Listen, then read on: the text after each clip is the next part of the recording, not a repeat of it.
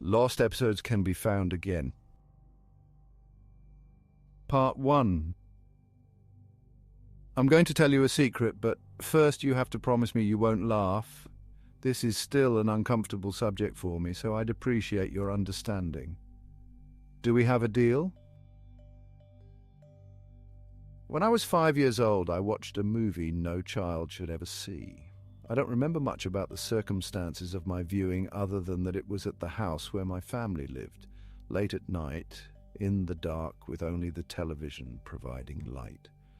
The film was an animated feature and depicted themes of animal cruelty, death, and dismemberment. The scenes were surreal and terrifying and left a deep impression on me. For years afterward, the only scene I could remember clearly was when an evil man was drowning a family of cats in a stream, which I would have nightmares about for years afterward. I remember seeing it early in the movie, followed by many more disturbing and surreal scenes. Remember your promise, because this is the part I was talking about. I never told anyone about what I saw, but the name of the movie was well known, the Aristocats. I suppose I can forgive you if you broke your promise, but I must emphasize that I am not joking. I saw a movie called The Aristocats, filled with the scenes I have described, and it scarred me for life. I didn't think about the experience very often, but it was always in the back of my mind in some way. Though I didn't realize it at the time, I know now that it caused me to shy away from animation and children's shows. It subtly informed my whole outlook on the trappings of childhood. I found myself bracing with dread whenever I had to watch any children's animation in school. My childhood was relatively normal otherwise, for an introvert anyway, but every once in a while I would think back to the movie and find my inner peace disturbed. It wasn't until maybe 3rd or 4th grade that I started to realize that my experience with the movie had not been typical. I didn't tell anyone, not even my parents, about what I had witnessed in that dark room at age 5, but I eventually figured out on my own that there was nothing horrific about the version everyone else had watched. I still wasn't willing to see it for myself. But I figured if they had seen what I had, I would have been able to tell whenever they spoke of the film. Anyone who had anything to say about it seemed to consider it either a nostalgic classic or unremarkable. When I was in middle school, I asked my mum if I had ever seen the Aristocats.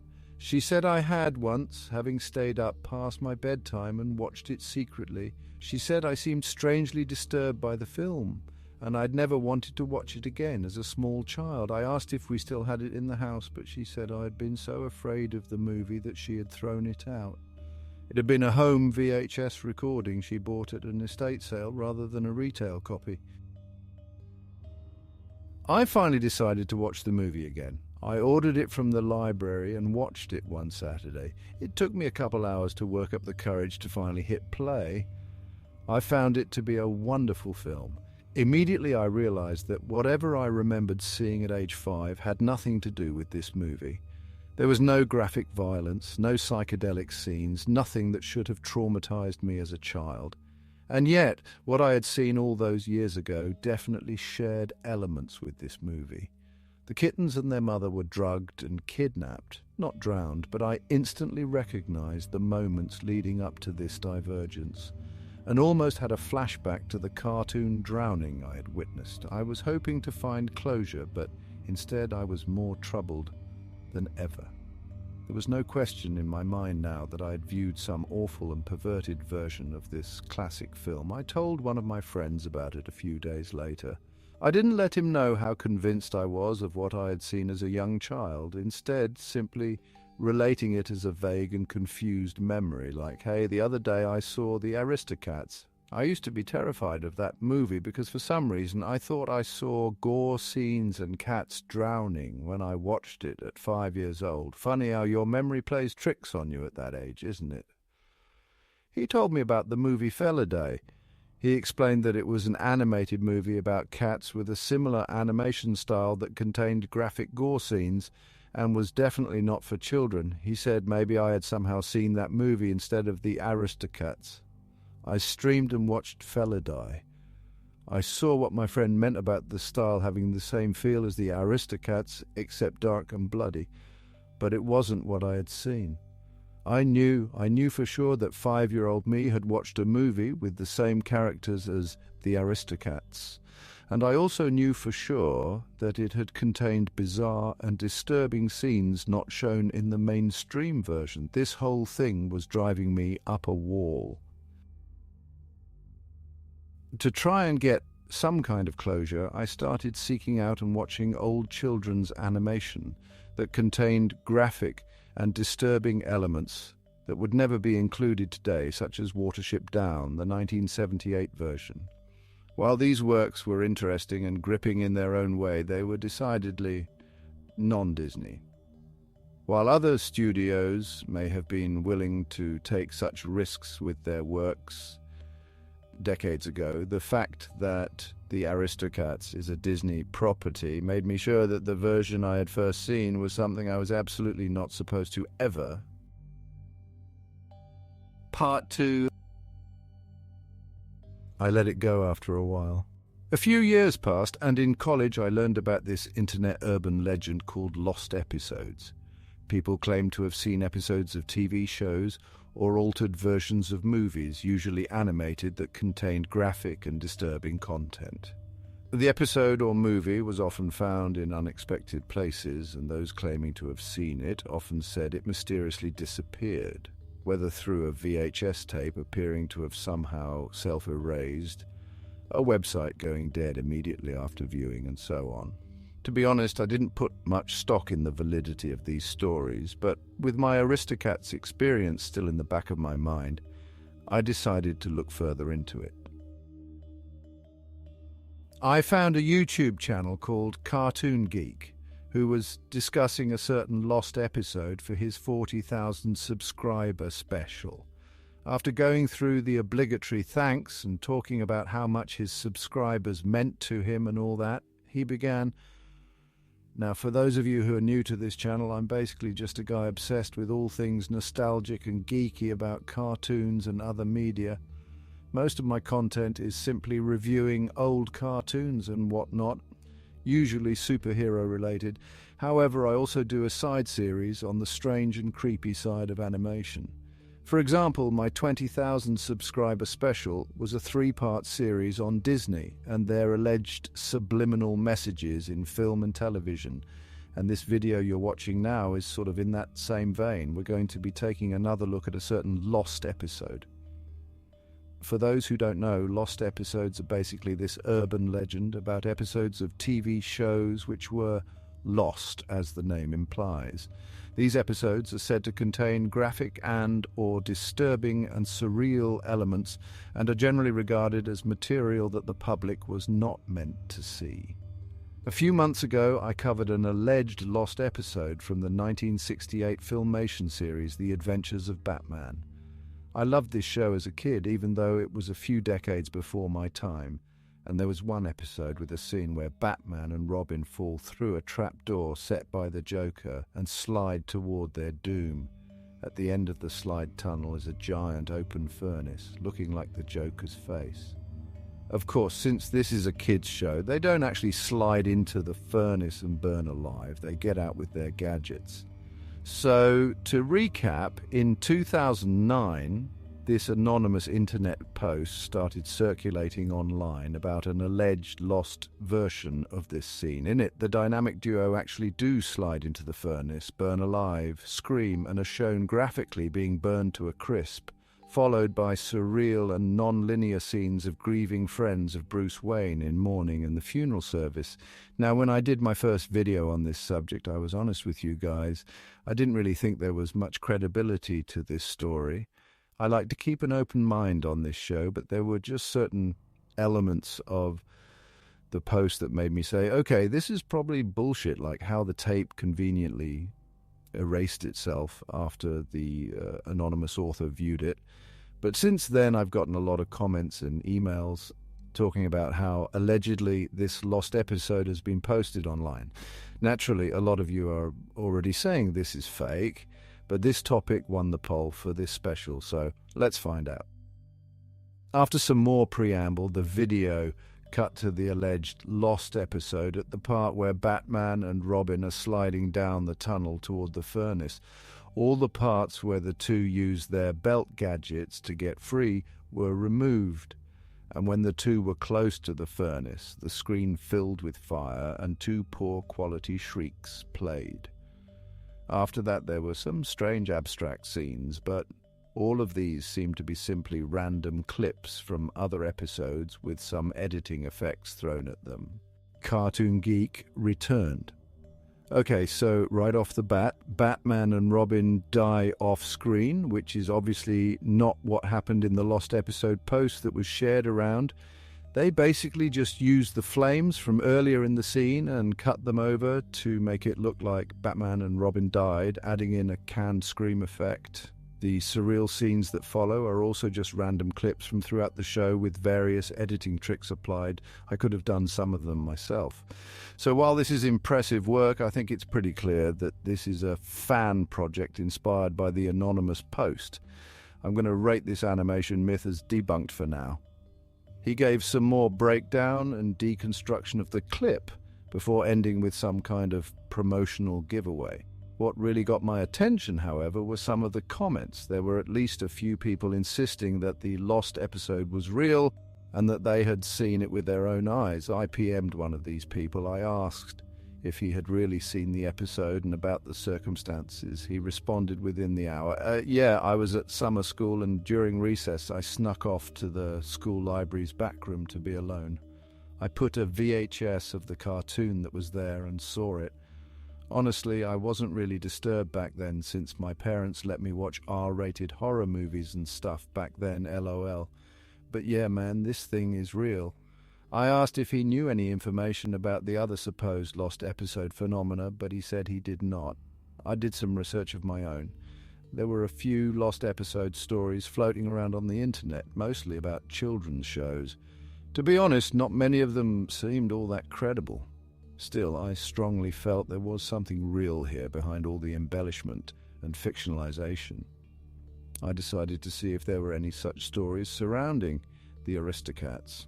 My searches for disturbing content in the movie returned nothing but the expected her. This one scene in the Aristocats totally scarred me for life as a kid stuff, or more information about that Feliday movie. I tried reaching out to some of the credited animators, writers and crew members, varying the content of my email so as to cast as wide a net as possible. For example, some of my emails focused on disturbing content that may have been cut, while other drafts asked more generally about alternative versions or cutscenes. I also expanded my web searches. I used all the search engine tricks I could find and started using obscure and foreign language engines. After a few months of no information and no responses to my email queries, I started to think that maybe I should just forget about the whole thing. Maybe my real memories of watching the Aristocats had merged with some nightmare. I had to create my present memories, and maybe repeating those memories to myself so many times during my childhood had falsely convinced me of their reality. I was about to consign to this newfound self-closure when I found something during one of my foreign language searches. It was a thread on a Chinese message board. The OP had a JPEG image and text that roughly translated to Aristocats movie. Creepy? If I'd had coffee to drop and spill all over my computer, I would have. The image dashed away any hope I had of passing off my childhood experience as just a traumatic nightmare that had stuck in my head longer than it should have. It was a frame from whatever twisted version of the Aristocats I had seen, and while I hadn't actually remembered this particular still until I found this message board, the instant I saw it, I remembered the clip, and more memories started flooding back, still vague but vivid and definitely real.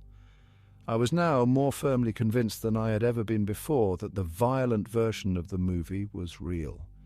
The image was of the black kitten, Berlioz. His face nearly filled the frame, and his eyes were wide and terrified, red veins bulging, his fur standing up as if charged with electricity.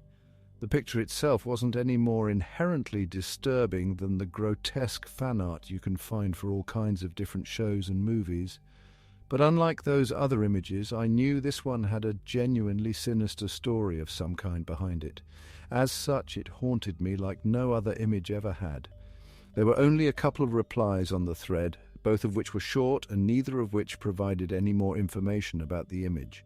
I used Google Translate to try to ask the OP for more information, but never received a response. I performed a reverse image search of the file, but it returned no other results. However, a few weeks later, I finally got a reply to one of the emails I had sent to the production staff. The reply was to one of the emails I had written that hinted more strongly at the reality of what I had seen as a kid. The response was short and curt, but gave me new hope for finding answers. Hello. Sorry for the late response, but I read between the lines of your message, and if you've seen what I think you are hinting at, you need to look into the Lost Media Group. That's all I'm going to say on the subject. I Googled Lost Media Group, but the closest thing I could find was a website for an online club called the Lost Media Society. It was a site for media enthusiasts to collect, trade, sell, buy, and discuss lost media, including lost episodes, as in real lost episodes that simply never aired, not the urban legend ones that contained surreal, disturbing, or even supernatural content. This community was interesting in its own right, and I became involved with it, eventually even becoming a site moderator. Once I was established as a respected regular, I decided to PM one of the head admins and ask him about the Lost Episodes legend. He responded that he had heard of it, but it wasn't really something the site dealt with. He recalled that in the past it had been talked about, and some had even suggested banning discussion about it since it was seen as a spam topic after a while. I asked if he knew about an organization called the Lost Media Group. He said he had heard of it, but didn't know anything about it, and suggested that I contact a certain other admin who did know more about this entity. I messaged this admin and got a response within the hour. He told me the Lost Media Group was the group alleged by some to be behind the Lost Episodes phenomenon. According to him, they produced not just altered versions of movies and television episodes, but were also said to make their own versions of other media such as video games and comic books. He said he did not know much else about them, other than that some lost media collectors were willing to pay large sums for an authentic work by this group, and that before the Lost Media Society had banned discussion of the Lost Episodes legend, some of these collectors had asked about them on the site. I asked if he could refer me to such a collector. He said my best bet would be a certain retired site admin who was no longer active in the Lost Media Society. He linked me a couple of archived threads by this individual asking about lost episodes and gave me the man's email address.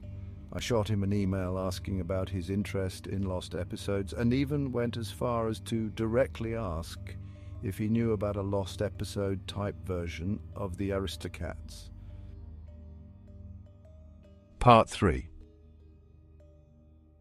A few months went by with no response. During this time I researched as much as I could about lost episodes. I found out about another alleged lost episode of the Flintstones. The story behind this episode was much like other lost episode stories. A special episode of the show aired on an otherwise unused television channel and had gory and surreal content. The main difference between this story and the others was that this one had a somewhat credible outside source. The original forum post had a link to a digitally archived local news article from 1979. The FCC had received complaints from dozens of people claiming to have seen the episode. The complaints came from the Lake Kabetogama region of Minnesota, with most originating from a couple of specific lake resorts. The incident was locally known as the Kabetogama Broadcast. I decided the next logical step was to contact the FCC for more details. They responded within a week saying that unfortunately they were not at liberty to give out such information. At that moment I considered filing a Freedom of Information Act request, but decided to take a different route. One of the two lake resorts most heavily involved with the incident was still in operation. I scheduled a vacation from work, and a few weeks later I was on my way to Lake Kabetogama. Kleck's Cove was a collection of 15 cabins, a bar restaurant, and a small boat dock with boats available for lease. I had rented an old A-frame unit and planned to stay for 2 weeks. The resort was a nice place to stay. I spent a few days fishing and seeing local attractions. I fell in with a group of regulars who fished at the resort every year. We went on several boat trips before I had enough courage to ask the oldest of them about the Kabetogama Broadcast. Oh, that funny thing? I actually just missed out on that whole thing. It happened a week before I stayed here in summer of '79. I heard a lot about it, though. You'll want to talk to Ed about it. He was there. He was referring to Ed Kleck, the founder and proprietor of Kleck's Cove. I'd considered asking him about the Kabetogama Broadcast before, but wanted to feel out the locals first. However, at this point, I decided I was being overly cautious and chose to follow the man's advice. Mr. Kleck was in his late 70s, but his memory was still sharp. He liked to tell stories, and I took advantage of this by starting a conversation with him about the history of the resort and the lake. This got him going for a couple hours before I brought up the Kabetogama Broadcast. "Now, why do you want to know about that?" he asked, seeming taken aback. I told him I had read about it on the internet and what the story said. He shrugged and said, "Oh, well, that's pretty much what happened. Nothing much else to tell, really." I asked if he had seen the episode, to which he responded that he had caught the end of the broadcast after being told about it as it was happening. He said he saw Barney die a horrible and bloody death in some faux stone age contraption, but didn't remember much else. He was reluctant to continue the conversation much further, but assured me that the incident was very real indeed. I pondered all I had learned on my drive home. I had been left with more questions than answers and didn't seem to be getting any closer to tracking down the Aristocats' lost recording. The more I learned, the more new questions came up. Was the disturbing Aristocats version I had seen connected to the Kabetogama Broadcast or the alleged Batman and Robin lost episode, or was I making connections where there were none? Did that person on YouTube who claimed to have seen the Batman lost episode really see it, or had he just been trolling me? Surely all these claims couldn't be coincidental, but there was no explanation for the existence of these lost episodes. While I was churning all this information over in my mind, I didn't notice the vehicle behind me until it was right up on my bumper. I swerved as it made contact and careened into a ditch. The other car drove on without stopping.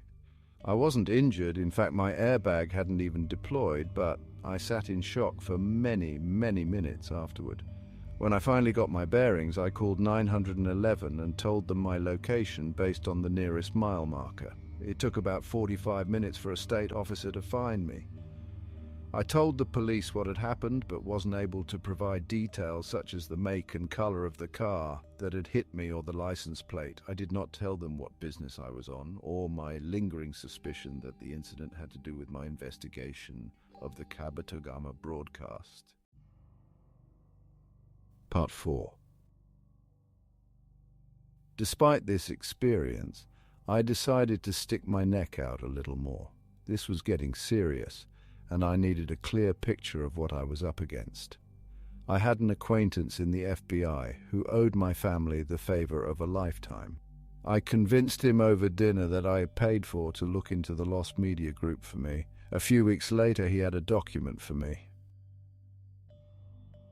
It was an analyst report containing all the information the FBI had on this mysterious group. The information known by the Bureau about the lost media group is so scant as to strongly suggest that the group does not really exist. This report assumes the existence of the group for investigative purposes. However, most of the information contained herein is more speculation than confirmed fact. Most of the testimony concerning the LMG has been hearsay and off the record. The exact nature, size, organization, origins, and goals of the LMG are mysterious. It is said to be a multinational organization that has embedded in multiple entertainment industries and is most active in cities with large concentrations of entertainment companies such as Los Angeles, New York City, Atlanta, Toronto, and Tokyo. Membership is by invitation only and is rumored to include a number of wealthy entertainment executives and financiers. Second-hand informants report that the group uses a variety of criminal tactics, including bribery, blackmail, and violence, to prevent the dissemination of information concerning them. It is speculated that the LMG uses other crime syndicates as proxies for their operations in order to obfuscate investigations into their activities, and that they mislead people into believing they are more powerful than they really are. Claims that the group possesses supernatural powers are likely the result of selective disinformation campaigns. The Lost Media Group first came to the Bureau's attention during the 1970s, but is said to date back to the early 1900s. During the 1920s and 30s, an urban legend emerged concerning mystery reels, which were said to be altered versions of syndicated movie theatre reels that differed significantly in content and tone from the standard copies. The Bureau believes that the lack of public awareness of entertainment industry standards and copyright contributed to the fact that such works were not reported to the media or law enforcement. A recurring theme in testimony concerning mystery reels is that they often contained violent content that was more extreme than mainstream theatre content, and several former members of censorship boards have claimed to have received complaints about them. Witnesses also claimed that mystery reels based on live-action films featured different actors, and that these actors in retrospect seemed to have been coerced. One witness claimed that an actor in a silent mystery reel appeared to be saying "help me" before being silenced by someone off-screen. These claims have led the Bureau to believe that the LMG may have participated in trafficking in human beings. The group is also rumored to have been involved in the production and distribution of snuff films, though there is as little evidence to support this claim as there is to support the very existence of snuff movies. Other crimes the Lost Media Group is suspected to be involved with include media piracy, drugging of actors, trafficking in endangered species for use in films, and recording executions for other criminal organizations. I pondered over the report. Membership by invitation only, well-funded, well-connected, must be well-organized. Yet their activities seemed nothing short of bizarre. Why would a group with the kind of resources this group apparently had, unlike the FBI? I was beginning to take the existence of the Lost Media Group for granted at this point, not spend them on more traditional and profitable criminal activities. Why would that many people commit so many resources and risk so much just to make movies? There was no way such a sophisticated syndicate could make enough money off of simple piracy to be considered profitable. And the other crimes listed in the report would seem beyond the scope of expertise of a cabal ostensibly comprised of people in the entertainment industry. Was it not about money? An ideological or religious motivation, perhaps? Certainly it didn't fit any religion I could think of, and it didn't seem like they were interested in influencing elections. Their motives must be subtler. They had a message they wanted to send, or an influence they wanted to create, using the power of mass media, and were willing to dabble in any number of crimes toward whatever their ultimate end was. Part 5. A few weeks later, I received a reply from the former Lost Media Society admin, the one who was said to be attempting to collect lost episodes. He told me he was not aware of an Aristocats lost episode version, but that he was nevertheless now in possession of several lost episode copies and was willing to show them to me for a price. To be exact, he wanted $1,000. I agreed without hesitation. I was not at a point in my life where I could comfortably spend $1,000 on anything, let alone a prospect that might not deliver. But I was afraid trying to talk him down to a lower offer would make him break contact, and something in my gut told me his claims at least were sincere. He gave me the address of a secluded cabin he said he would rent for the purpose, which was several states away. He said to come alone and gave me the exact date he expected me there. I was a little put off by his curt tone, but figured he was paranoid of someone stealing his collection, or worse, being hunted down by the people who made the items. I prepared for the trip and left immediately. When I arrived in the state where the cabin was, it was still a couple days until our meeting date, so I checked into a hotel. I was up late watching TV in my hotel room with the lights off when I found a channel playing the Aristocats. It was in the middle of the movie, but I kept watching. I grew nervous. I had already watched the whole movie and knew there was nothing unwholesome in the standard version. But the setting, alone in the dark with just the light of the TV, was strongly reminiscent of my traumatic Virgin experience with the feature. Soon, though, my unease turned to comfort. I realized there was nothing to fear. Sure, at this point I was convinced that somewhere out there existed a violent and twisted version of the Aristocats, one which I had been unfortunate enough to somehow see as a child. But that didn't matter. It couldn't hurt me now. I laughed as I realized I now had the chance to relive the memory without the trauma. So I grabbed a snack and continued watching in the dark, for once able to enjoy the film as it was intended to be enjoyed. I was able to appreciate what a truly great movie it was, how much effort was put into the animation and voices, how great even the music was. The soundtrack was a little distorted, though. As I turned up the volume to hear it better, I realized it wasn't the TV. The music became faster and more distorted, and the scene began morphing into abstract images. I heard screams from the TV, and disturbing images too brief to make out clearly flashed on the screen. This all ended with the still image of Berlioz, the one I found on the internet with his eyes bloodshot. On the image were two words in red caps: "Stop asking." The screen then went to black. I sat in total darkness, my body quaking, tears and snot running down my face, hardly able to catch my breath. I turned on the lights, threw up in the bathroom, and switched the channel.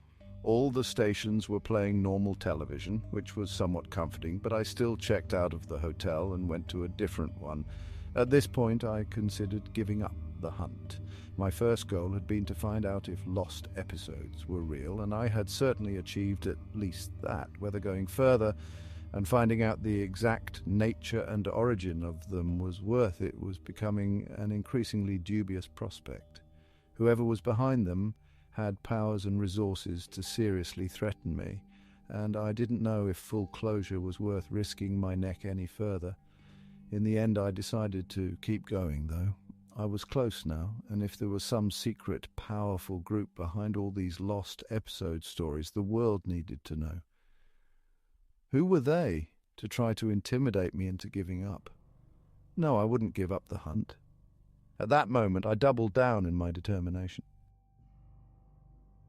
At the appointed time, I showed up at the cabin. It was night, and the moon flooded the lonely cabin in an eerie glow. There was a vehicle in the driveway, but the lights were out, and there were no other signs of occupancy. I timidly went up and knocked on the door. Without turning on any lights, the man greeted me. For his own safety, I will not describe the man, save to say that he appeared middle-aged. "So you were serious about this? Good.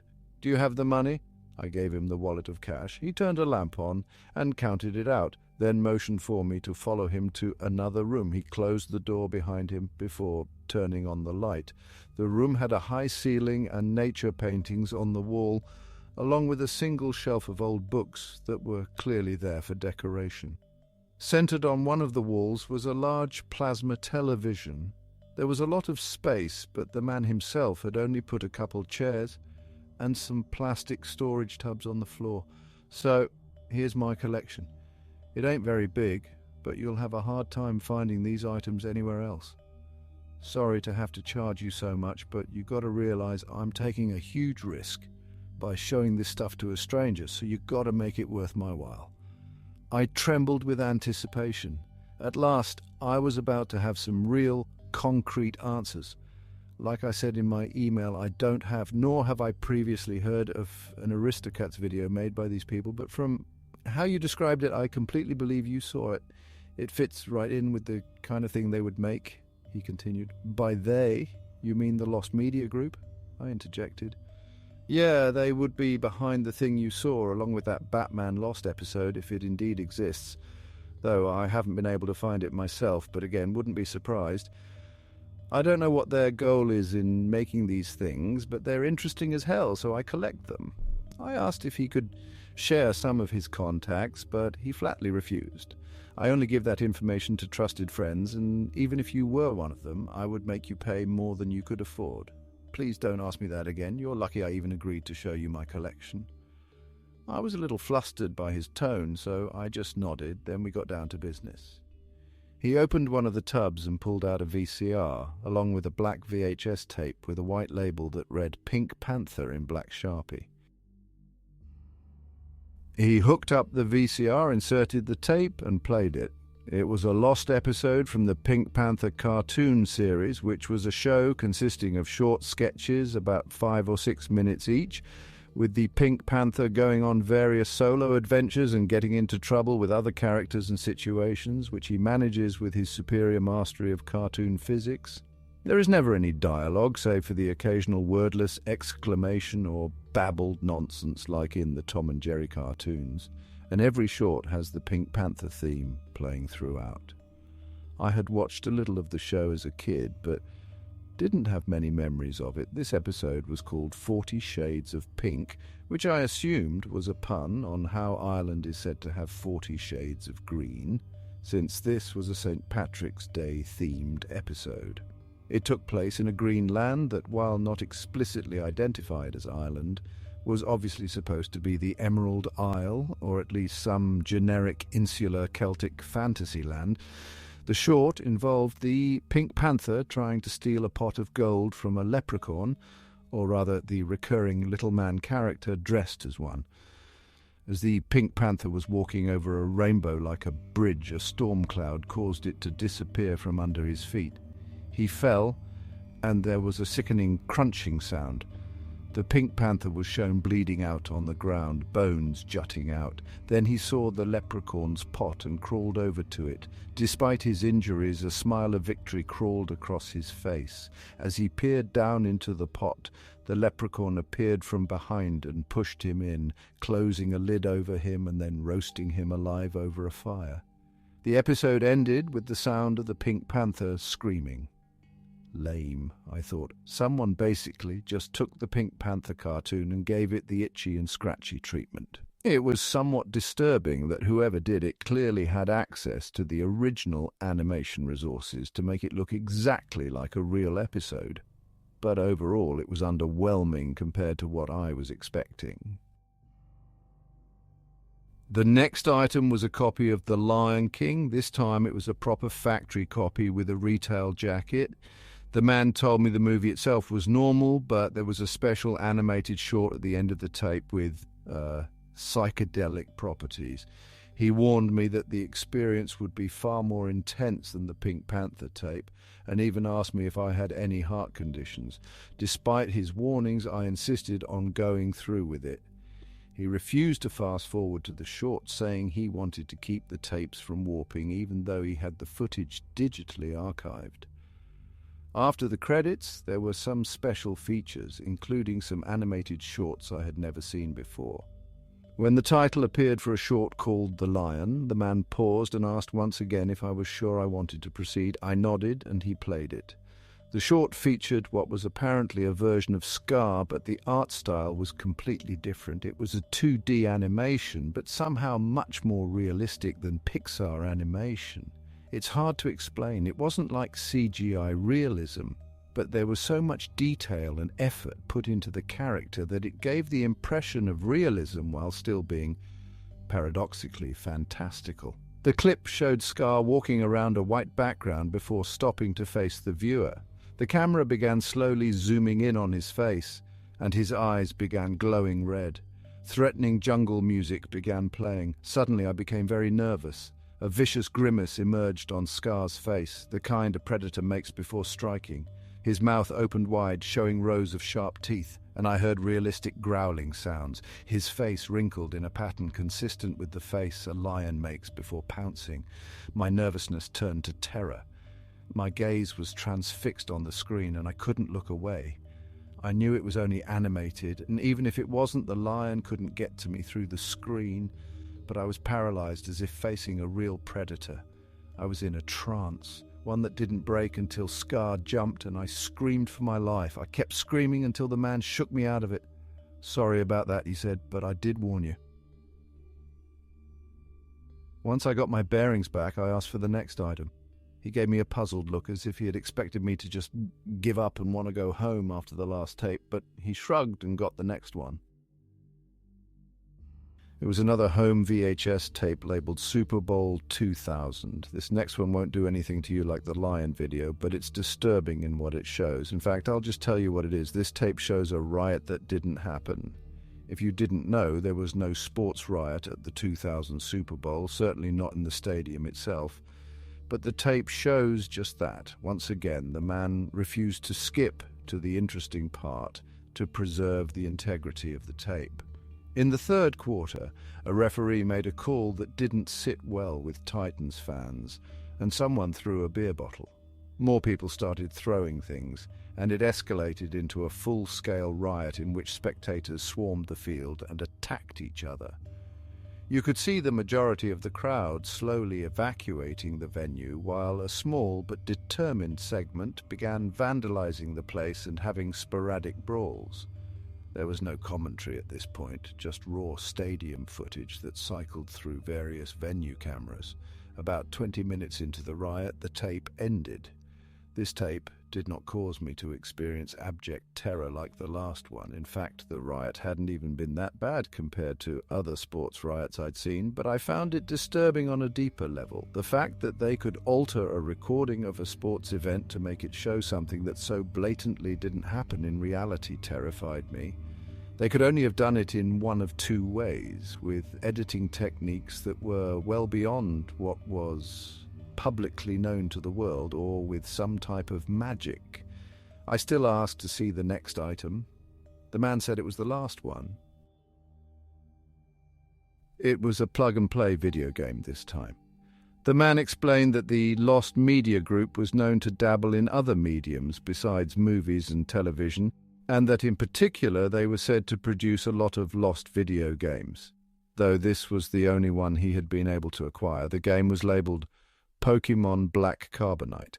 I actually remembered hearing about Nintendo making a Pokemon plug-and-play game that was cancelled, but I didn't know if that was the title. The thing was black and bore a white image of Pikachu sporting a menacing grin. "I'm not going to let you play this. I myself will never play it again. This thing will mess you up and is downright dangerous. You can examine the hardware, though." I took it from him and did so.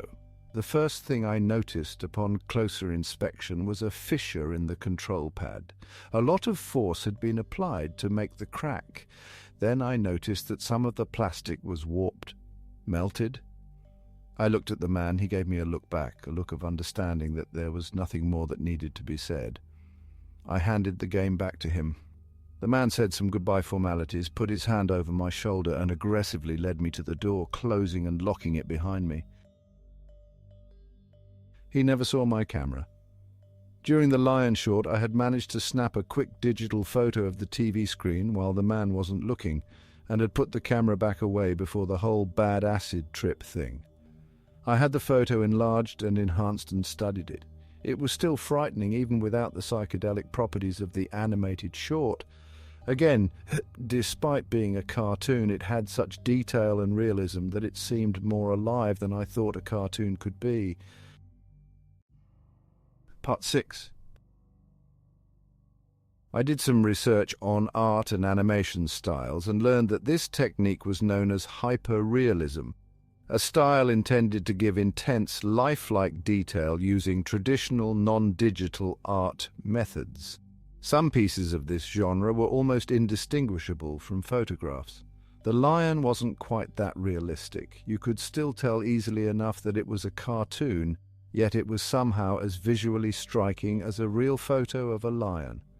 I continued my research, now focusing on finding people who were knowledgeable about this art form. I narrowed my search down to a few academics and animators and emailed them the lion still.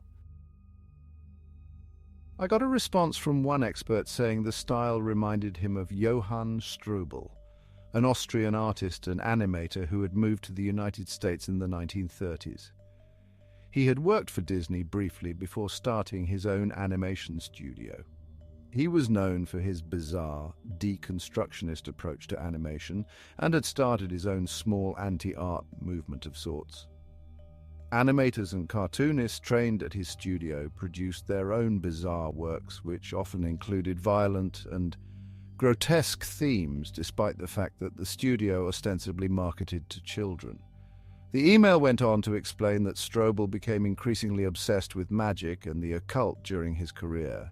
He became less and less functional until his studio was forced to close due to bankruptcy.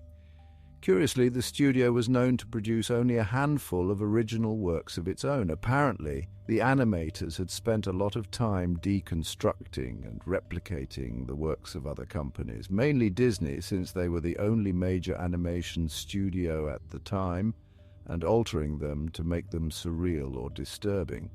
This would have opened the company up to piracy claims, except that they never sold such works to the public, instead gifting them to a handful of collectors within the anti-art elite community. Strobel had also self-published a book, a manual of sorts, which contained prints of some of his still cartoons and instructions on his technique. It was simply titled Animation Deconstructed. I immediately determined to read it, but it took me ages to find a copy. I managed to track one down at a public library headquarters 3 states away. The book was in their special archive collection, so I couldn't get it through interlibrary loan. I had to drive there, where they would allow me to examine it in their archive reading room. The room was sparse, dusty, and poorly lit. It had the feel of a 1950s police interrogation room. I was allowed to read the book of interest at the single table under the supervision of a librarian. It was yellowed, and the jacket was wrapped in protective plastic. The volume was short enough to read in an hour. Strobel was not as good at English as he was at drawing, so the self-published aspect really showed in the numerous grammar errors. There were a couple dozen prints in the book, all made in his unique hyper-realistic style.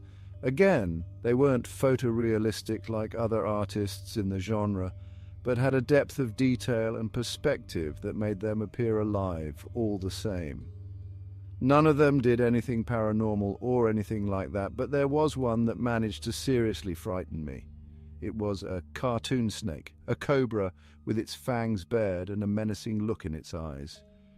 You know how some paintings of people have the eyes painted in such a way as to give the impression of the subject's gaze following you as you view it from different angles? Well, this piece didn't do that, but it had some similar thing going on where the eyes of the snake appeared to bore right into you straight through the page.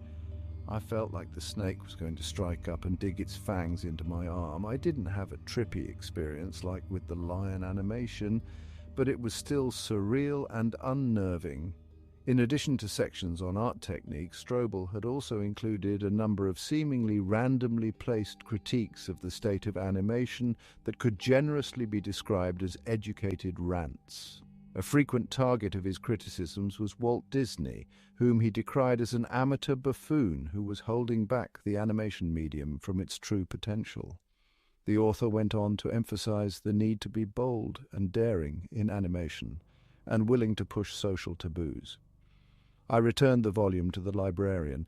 I hadn't discovered anything that would help me with my search for the Aristocats tape, but at least I had come away with some interesting insights into the philosophy of the man who may have been behind it all.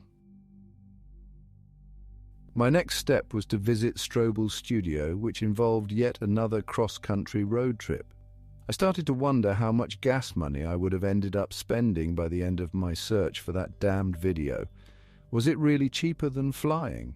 At least the studio was still standing, though I had arrived anticipating that anything of major interest would have been looted decades ago. Still, I held out hope as I pulled into a shopping centre parking lot. The rest of my journey would have to be on foot since the studio had predated modern roads. I crossed the interstate, there being only light traffic, and found and followed the old dirt road that would have been the sole source of vehicle traffic back then. By now it was largely overgrown, and I cursed myself for not bringing a machete. It took me 2 hours to reach the location.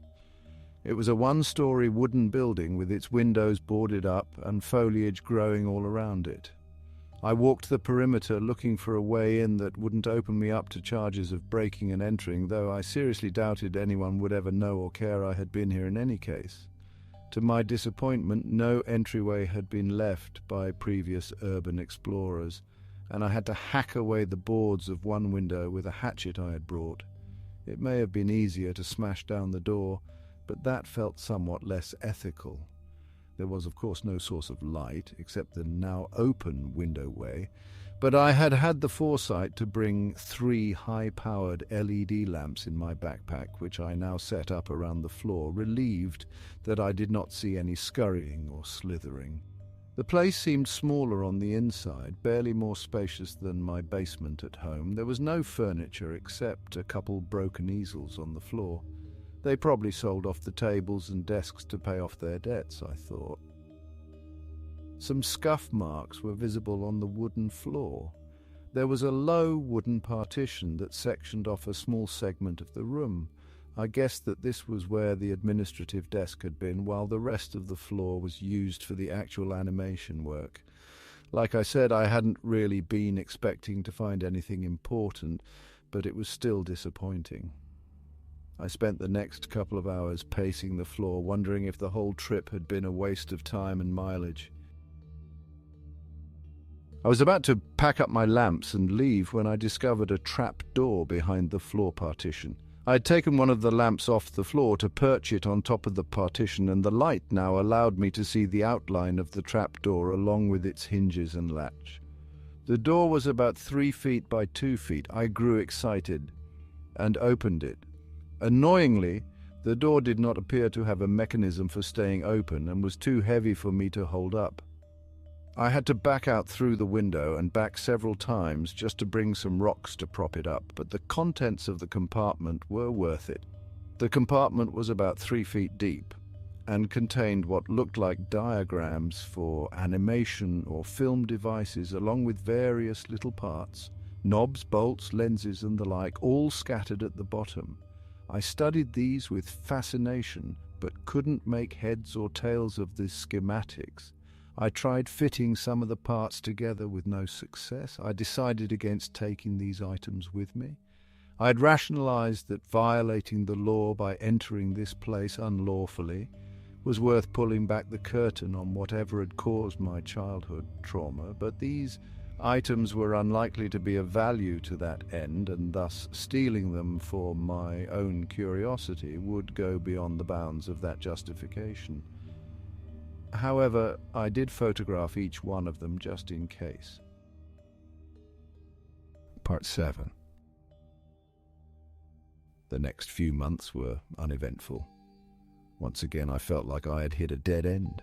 I took a break from the mission and focused on life obligations. I just managed to comfortably put the lost episode search on the back burner and feel contented when I received an email with the subject, "What you've been looking for." I hesitated a good few minutes before opening the message. "Hello, if you want answers, meet me at this address and time." My heart raced.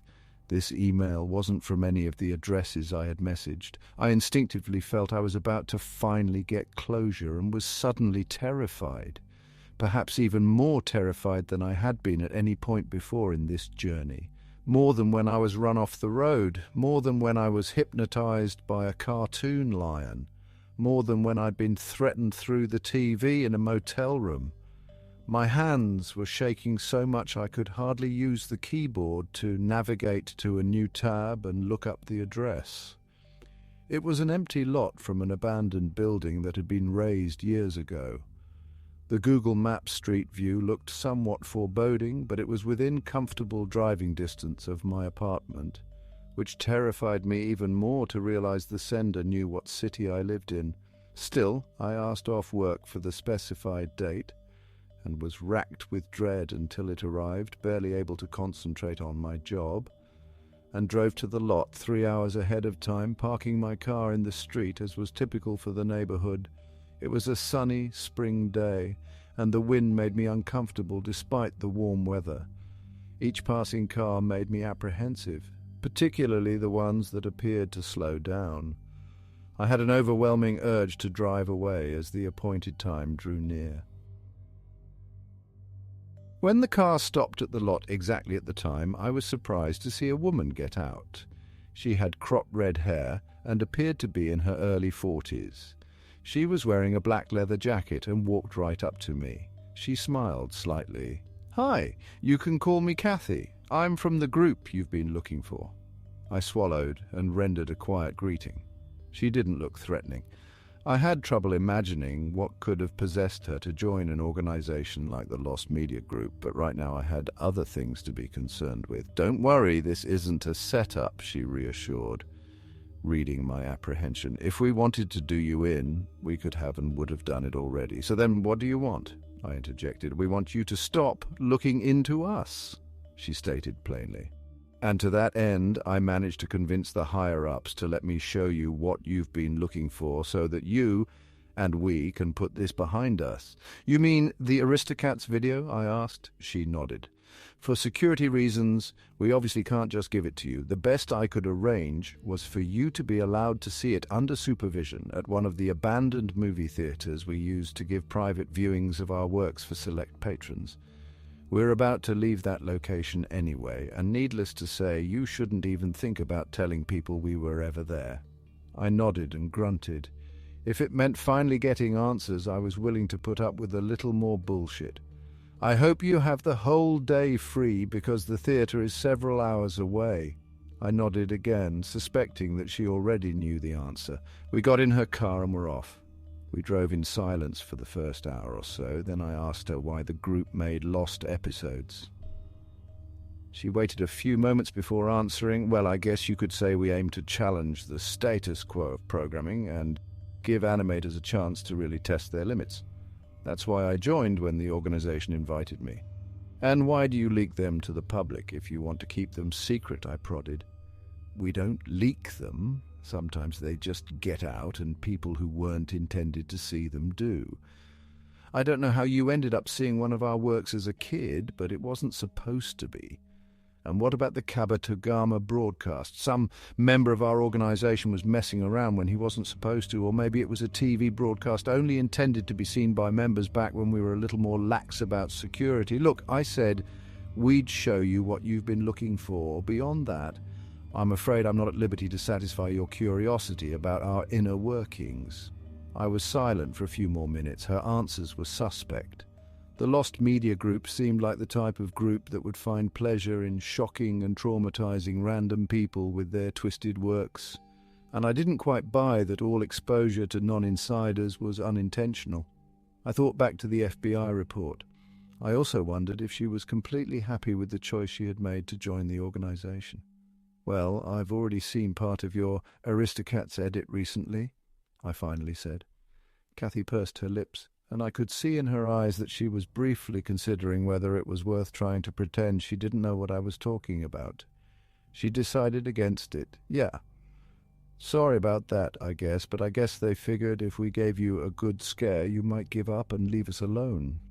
I was annoyed at her choice of words, as if they were the ones who only wanted to be left at peace all that time. I could only wonder if it had been her idea. I also wondered if she knew I had seen several of their other projects as well. When you visited Strobel's old studio, that was when we decided it was time to make a peace offering to get you off our back. The theatre appeared to be one of those many theatres that had been opened during the 90s blockbuster boom and then abandoned during the 2000s. It was along the interstate, isolated from any other buildings. We entered through a side door Kathy had a key for.